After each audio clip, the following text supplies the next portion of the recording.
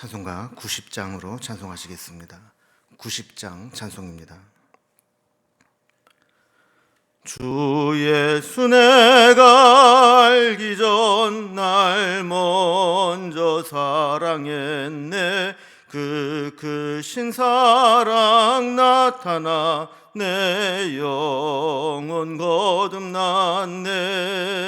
주 내 맘에 늘 계시고 나 주의 안에 있어 저 포도 비유 같으니 참 좋은 나의 친구. 내 친구 되신 예수님 날 구원하시려고 그 귀한 몸을 버리사 내 죄를 대속했네. 나 주님을 늘 믿으며 그 손을 의지하고 내 몸과 마음을 바쳐서 끝까지 충성하리. 내 진실하신 친구여 그 은혜 내려주사 날 항상 보호하시고 내 방패 되옵소서. 그 풍성한 참 사랑을 네 능히 끊을 소냐. 날 구원하신 예수는 참 좋은 나의 친구. 아멘. 하나님 말씀 신약성경 누가복음 2장 41절에서 52절까지 말씀입니다. 누가복음 2장 41절에서 마지막 절까지 말씀을 제가 봉독하겠습니다. 그의 부모가 해마다 6월절이 되면 예루살렘으로 가더니 예수께서 12살 되었을 때에 그들이 이 절기의 관례를 따라 올라갔다가 그 날들을 마치고 돌아갈 때에 아이 예수는 예루살렘에 머무셨더라.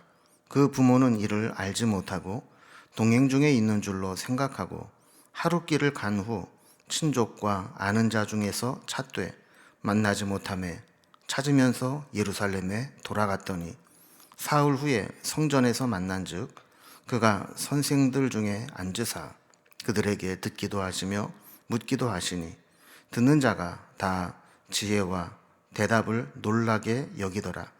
그의 부모가 보고 놀라며 그의 어머니는 이르되 아이야 어찌하여 우리에게 이렇게 하였느냐. 보라 네 아버지와 내가 근심하여 너를 찾았노라. 예수께서 이르시되 어찌하여 나를 찾으셨나이까. 내가 내 아버지 집에 있어야 될 줄을 알지 못하셨나이까 하시니 그 부모가 그가 하신 말씀을 깨닫지 못하더라. 예수께서 함께 내려가사 나사렛에 이르러 순종하여 받드시더라. 그 어머니는 이 모든 말을 마음에 두니라.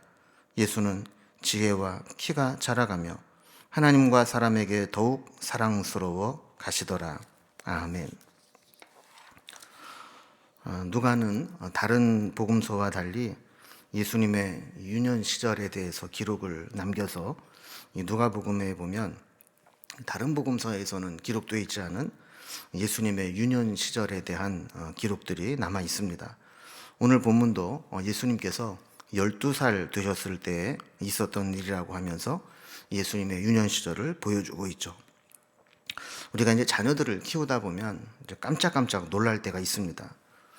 때로는 마냥 어린 줄 알았는데 철이 들어 있는 모습을 우리가 보거나 또 애들이 뭘 알아 아무것도 모를 거야 하고 있었던 일들인데 다 알고 있는 것들을 보게 되면 깜짝 놀라게 됩니다. 예수님의 유년 시절도 마찬가지였습니다. 육신의 부모인 요셉과 마리아는 예수님으로 인해서 아주 크게 당황하고 놀랐던 사건이 있었습니다. 그 절기를 지키기 위해서 예루살렘 성전에 올라갔다가 거기에서 경험한 일인데 어떤 내용인지 오늘 좀 살펴보도록 하겠습니다. 오늘 본문도 크게 세 부분으로 구분이 됩니다. 먼저 41절에서 47절까지 보면 성전에서 말씀을 논하고 계시는 예수님, 그리고 48절에서 50절까지 보면 성전을 내 아버지 집이라 이렇게 밝히시는 예수님, 그리고 51절에서 52절까지는 다시 고향 나사렛으로 돌아와서 공생애 전까지 예수님의 소년 시절을 어떻게 보내셨는가, 이런 부분들로 구성되어 있습니다. 오늘 먼저 첫 번째로 41절에서 47절까지 성전에서 말씀을 논하시는 예수님에 대해서 살펴봅니다.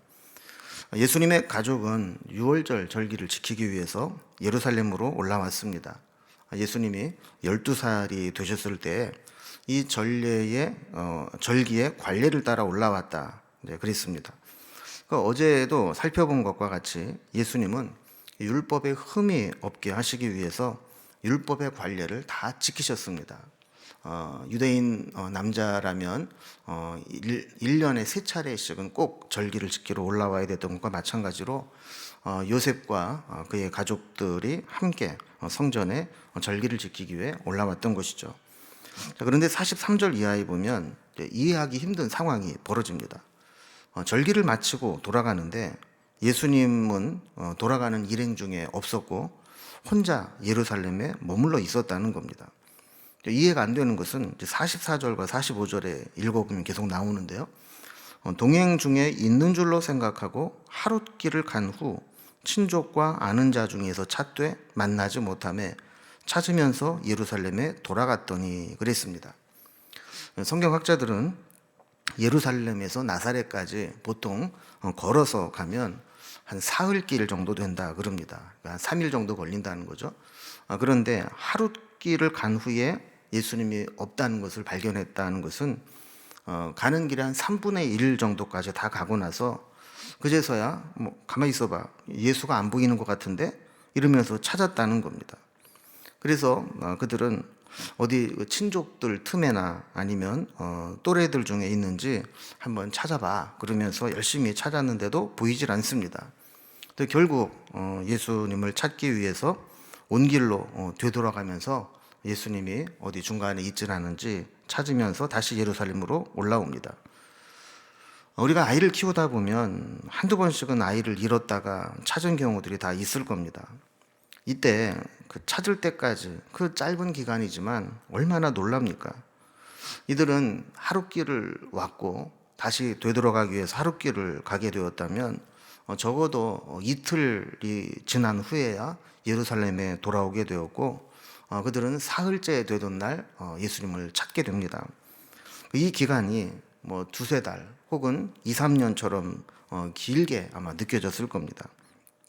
그들이 찾다가 발견한 곳은 성전이었습니다. 46절과 47절을 보면 사흘 후에 성전에서 만난즉 그가 선생들 중에 앉으사 그들에게 듣기도 하시며 묻기도 하시니 듣는 자가 다 그 지혜와 대답을 놀랍게 여기더라 그랬습니다. 여러분 12살이면 초등학교 5, 6학년 정도 되는 나이입니다. 그런데 그 나이의 아이가 율법 선생님들과 함께 앉아서 듣기도 하고 묻기도 하고 또 율법 선생님이 묻는 말에 대답도 했다라는 겁니다. 이것은 어떻게 보면 우리 아동부 초등학교 5, 6학년 학생이 저를 찾아와서 제가 뭘 물으면 대답도 하고 또 궁금한 거 있으면 묻기도 하고 그러면서 성경에 대해서 아주 열띤 논쟁을 벌이고 있었다는 것이죠. 이것은 단지 예수님이 영특했다거나 천재성이 있었다거나 이런 것으로 의미하는 것은 아닙니다. 율법 선생님들이 다 그 지혜와 대답에 놀랍게 여겼다라고 하는 것은 이것은 이미 그때부터 예수님에게는 성령님이 함께하고 계셨고 하늘의 지혜를 깨달아 알아가는데 이제 예수님의 본 모습을 드러내기 시작했다는 것을 보여주는 겁니다. 이렇게 예수님을 찾고 난 이후에 예수님과 또 그 부모와의 대화가 그 다음에 나옵니다. 그래서 두 번째로 48절에서 50절까지 보면 성전을 아버지의 집이라 밝히시는 예수님이라는 대목이 나옵니다. 자, 예수님을 이제 찾느라고 혼이 쏙 빠져 있다가 사흘 만에 성전에서 예수님을 찾게 되었습니다. 예수님을 발견하고 나서 아마 그 부모의 심정은 반갑기도 하고 또 화가 나기도 하고 또 천연덕스러운 모습에 기가 막히기도 했을 겁니다. 어머니 마리아가 이야기를 합니다. 48절에 보면 아이야 어찌하여 우리에게 이렇게 하였느냐 보라 네 아버지와 내가 근심하여 너를 찾았노라 그랬습니다. 저는 이 본문을 보면서 이게 성경이라 점잖게 기록을 해서 그렇지 실제로는 마리아가 막 흥분을 해서 훨씬 더 세게 이야기하지 않았을까 한번 생각을 해봅니다. 아마 여러분이 그 마리아의 입장이라면 이렇게 점잖게 얘기를 할 수 있었겠어요? 자, 그런데 여기에 예수님의 대답이 더 당황스럽습니다. 49절에 보면 어찌하여 나를 찾으셨나이까? 내가 내 아버지 집에 있어야 될 줄을 알지 못하셨나이까? 그랬습니다. 마리아와 요셉은 예수님을 양육하면서 그 속에 이 두 가지 의식이 계속해서 혼란스럽게 했을 겁니다. 하나는 이 예수는 하나님의 아들이시다. 하나님께서 우리에게 보내주셔서 언젠가는 메시아로 그리스도로 사역을 하실 것이다. 그런 의식이 하나 있었을 것이고 또 어릴 때부터 낳아서 키우다 보니까 그냥 우리 보통 내 아들, 내 자식 이런 의식 이 하나님의 아들이라는 생각과 내 자식이라는 이 생각이 혼재되어 있을 겁니다. 늘 같이 살다 보면 그걸 잃어버릴 때가 많죠. 그래서 하나님의 아들이고 그리스도시라는 생각을 종종 잊고 그냥 다른 가정의 자녀들처럼 뭐 얘도 내 아들이지 뭐 이렇게 생각을 하며 살았을 겁니다. 그런데 오늘 이 49절의 말씀은 예수님께서 자신이 어떤 존재인가 자신에 대한 정체성을 그 부모에게 다시 확인시켜주는 말씀입니다. 그래서 내가 내 아버지 집에 있어야 될 줄을 알지 못하셨나이까. 여러분 어떻게 보면 이게 뭐 중2병도 아니고 반항하는 것처럼 보일 수도 있지만 그런 게 아니었다는 거예요. 이 마리아나 요셉의 입장에서는 아마 그런 생각을 했을지 몰라요. 그렇다 치더라도 그냥 미리 말이나 하고 성전에 남을 것이지 이런 생각이 있을 거예요. 그러나 성경이 우리에게 강조하고 있는 것은 요셉과 마리아가 그동안 잊고 있었던 예수님의 존재에 대해서 예수님의 정체성에 대해서 그분이 어떤 분인지를 또 어떻게 양육해야 되는지를 잊지 않도록 하는 의도가 보이는 겁니다. 자, 50절에 보면 이러한 예수님의 대답을 들은 부모의 반응이 나옵니다. 그 부모가 그가 하신 말씀을 깨닫지 못하더라 그랬습니다. 그 당시에는 예수님을 잃어버렸다가 겨우 찾았다는 사실 때문에 충격을 받아서 그랬는지 아니면 살면서 예수님이 어떤 분인가를 잊고 살아서 그랬는지는 모르겠지만 예수님께서 내가 내 아버지 집에 있어야 될 줄을 알지 못하셨나이까. 내가 있어야 될 곳은 성전이고 언젠가는 하나님 아버지의 뜻을 따라 살아가야 될 자다라는 것을 밝히셨을 때 당시에 그 부모는 그것을 깨닫지 못하고 받아들이지 못했다는 거예요. 우리는 여기에서 한 두 가지 정도를 좀 깨닫게 되는데 먼저는 우리도 살면서 인생의 길을 잃어버리듯이 우리 인생의 목표와 목적 그리고 사명감을 잊고 살기가 쉽다는 겁니다. 그래서 뭔가 열심히 정신없이 바쁘게 살기는 살았는데 어느 순간 보면 이게 아닌데 내가 이러려고 살아온 게 아닌데 하는 생각이 들면서 인생의 방향이 흔들릴 수 있다는 것이죠. 우리는 이럴 때 다시 한번 내가 무엇을 위해 살아가고 있는지 그리고 하나님께서 나를 향한 부르심이 어떠한 것인지 그것을 확인하는 기회가 되어야 합니다. 두 번째 깨달음은 우리의 자녀들을 늘 내 자식이다, 내 품에 끼고 있으려고만 할 것이 아니라 주의 뜻대로 파송해서 내보낼 준비를 하고 살아야 된다는 겁니다. 자녀가 다 성장해서 출가를 해서 새로운 가정을 이루었는데도 자녀를 온전히 떠나보내고 파송하지 못하고 또 신앙적으로 독립시키지 못하고 또 그걸 간섭하고 하면 안 된다는 겁니다.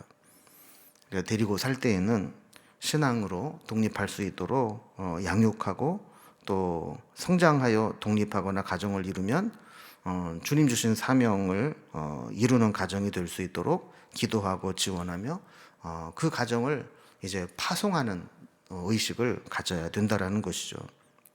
요셉과 마리아는 어쨌든 이 충격적인 이 사건을 통해서 다시 한번 예수님이 어떤 분인가를 생각하게 되었을 겁니다. 자, 그리고 나서 이제 그들이 다시 고향으로 돌아오죠. 그래서 세 번째 51절과 52절에 보면 공생애 전까지 고향 나사렛에 돌아와서 예수님이 어떻게 지내셨는가에 대한 기록입니다.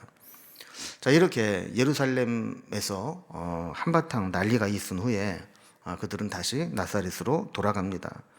나사렛으로 돌아간 예수님은 언제 예루살렘에서 뭐 그런 일이 있었냐는 듯이 성경을 보면 순종하여 받드셨더라 그랬습니다. 그러니까 이렇게 자의식을 나타낼 때가 아니고는 그 부모의 뜻에 순종하면서 어린아이들이 성장하는 과정을 다 겪으셨다라는 것이죠. 다시 이 보통 사람의 성장 과정을 겪으시면서 공적인 사역으로 부르심을 받기 전까지 모든 사람들이 겪고 경험해야 되는 모든 삶의 질고와 경험들을 다 겪으면서 공생애를 준비하신 겁니다. 자, 그러면서 마리아는 이 모든 말을 마음에 두었다 그랬습니다. 마리아도 혼란스러웠을 겁니다.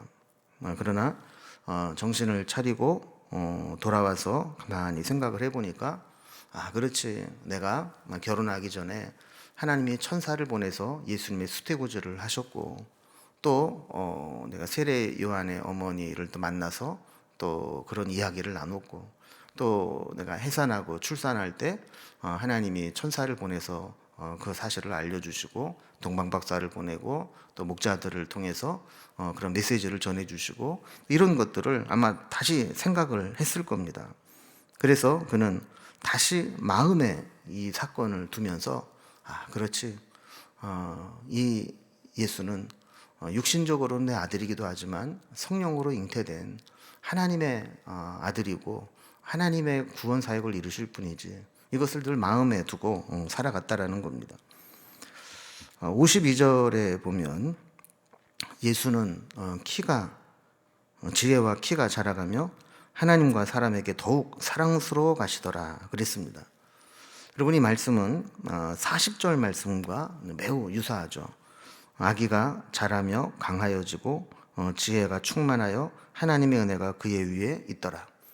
여러분, 이 말씀은 예수님께서 이제 태어나셔서 정결 기간을 다 마친 후에 요즘으로 말하면 헌화기도를 하듯이 이렇게 예수님을 성전에 데리고 와서 하나님께 예배를 드릴 때 그때 이제 시므온과 안나 선지자의 축복 기도를 받은 후에 이를 기록한 것이고, 또 52절은 이렇게 시간이 좀 흘러서 12년 후에 12살 때 성전에 올라왔다가 다시 고향으로 돌아간 후에 예수님의 유소년기의 시기를 이야기한 겁니다. 40절과 52절의 공통적인 메시지는 그겁니다. 예수님은 이 땅에 오실 때부터 처음부터 어른으로, 처음부터 완전한 성인의 모습으로 오신 것이 아니고 육신의 몸을 입고 이 땅에 출생을 하셔서 매 순간마다 그런 우리 인간의 성장 과정을 다 경험하시고 인간이 겪어야 할 모든 우리 인생의 과정들을 다 겪으시면서 사람을 이해하고 성경적인 표현으로 말하면 동정하시고 또 공감하시고 우리를 체휼하시고 긍휼히 여기시고 또 우리를 도우실 수 있는 분으로 세워졌던 겁니다. 예수님께서 이런 모든 과정을 겪으셨다라고 하는 것, 그것을 통해서 우리는 오늘도 그 주님을 의지하면서 우리가 살아가면서 경험할 수 있었던 모든 일들, 특히 나중에 우리 고난주간에 예수님께서 겪으셨던 모든 일들은 정말 제자들에게 배신도 당하고 또 육체의 막 극한 십자가의 고난도 당하고 침뱉음과 가시관을 또 씻으심과 조롱과 모욕을 당하시고 이런 인간이 당할 수 있는 모든 고난을 다 당하시면서 그것을 이겨내시고 또 십자가에서 부활하신 그 주님의 모습으로 서신 것은 우리가 이 세상을 살아가면서 경험하는 모든 연약함들 이런 부분들을 다 하시고 겪으시고 우리를 돕고 싶어 하시는 그런 분이라는 것을 의미하는 것입니다. 그래서 오늘도 그 우리의 모든 형편과 처지를 아시는 그 주님을 바라보고 의지하면서 믿음으로 살아갈 수 있기를 주님의 이름으로 기원합니다. 기도하겠습니다. 하나님 아버지, 오늘 예수님의 유소년 시기를 살펴보면서 예수님께서 이 땅에 계실 때에 육신의 모습으로도 계셨지만 그런 예수님은 또 하나님의 아들로서 이 땅에 보내신 메시아 그리스도로서의 사명을 잊지 않으시고 하나님과 동행하며 성장하셨던 모습을 살펴보게 됩니다. 그리고 하나님을 아버지로 성전을 아버지 집으로 여기며 늘 자신의 사명이 또 부르심이 어떤 것인가를 잊지 않고 사셨던 것을 보게 됩니다. 우리도 살아가면서 인생의 방향을 잃어버리지 않게 하시고 나를 부르신 그 부르심이 무엇인가를 늘 잊지 않고 표대를 분명히 하고 하나님께서 주신 소명과 부르심과 인생의 목표와 목적을 늘 분명히 하며 그것을 따라 살아가는 저희들이 되게 하여 주시옵소서. 또한 우리 주님께서 우리 인간이 경험하는 모든 경험들을 다 하시면서 우리의 모든 형편과 처지를 다 아시는 것을 저희들이 믿습니다. 지금 우리가 처해 있는 모든 힘들고 어려운 상황들 주님께서 일일이 살펴주시고 위로하여 주시고 힘을 주시고 감당할 수 있는 능력을 더하여 주시옵소서. 주님께 우리의 모든 삶을 부탁드리며 예수님의 이름으로 기도드리옵나이다. 아멘. 이제 각자 기도의 제목들로 주님께 기도하는 시간을 갖겠습니다.